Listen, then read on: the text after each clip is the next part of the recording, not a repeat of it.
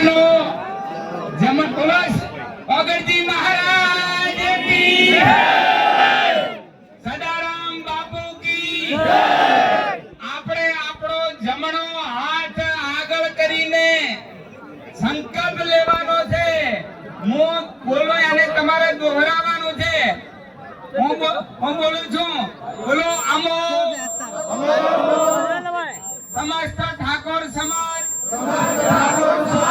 સંકલ્પ કરીએ છીએ કે સામાજિક બંધારણ બનાવવામાં આવ્યું છે તેનું પૂરેપૂરું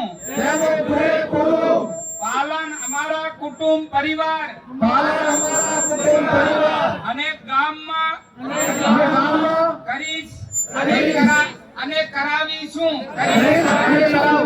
બોલો વગરજી મહારાજ કી જય, બોલો સદારામ બાપુ કી જય।